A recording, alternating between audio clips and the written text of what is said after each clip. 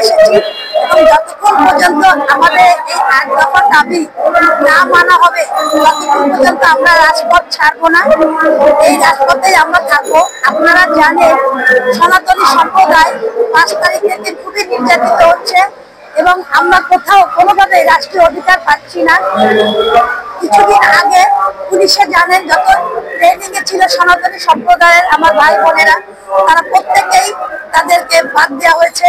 BCS থেকেও আমার সনাতনী সম্প্রদায় ভাই বোনদের বাদ দেওয়া হয়েছে, যেখানে ২০০৫ সাল ৫ তারিখ থেকে যত নিয়োগ হয়েছে কোথাও কোনো সনাতনী নিয়োগ হয়নি।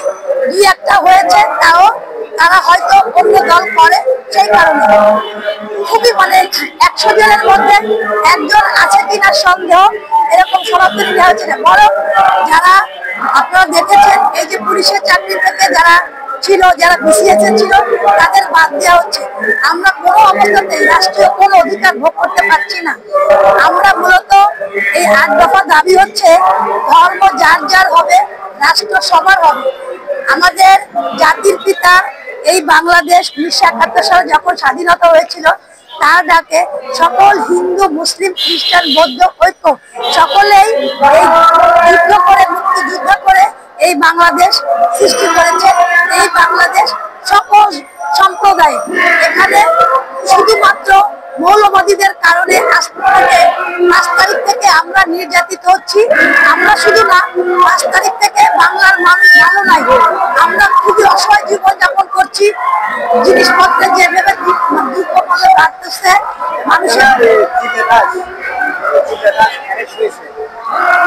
আমি একজন সুপ্রিম কোর্টের আইনজীবী হিসাবে তীব্র নিন্দা এবং প্রতিবাদ জানাই। কারণ এই কারণেই যে আপনারা জানেন যে তার মামলার সময় কোনো আইনজীবীকে থাকতে দেওয়া হয় নাই এবং এই যে তাকে যে রাষ্ট্রদ্রোহী মামলা হিসেবে মামলা দেওয়া হয়েছে, এটা আমি মনে করি একটা কি বলবো, এটা প্রহসন। কারণ এটা উনার মুক্তির দাবি আমরা আশা করি উনি সকল সনাতনী সম্প্রদায়ের ৮টা দফা দাবিকে পালন করার জন্য উনি আসছেন। আসলে যারা মূলত আমি কি বলবো, যারা স্পট আমি আগেও বলেছি, তারা নিরামিষভোজী, তারা আসলে তাদের কল্যাণই হচ্ছে মানুষের কল্যাণ করা।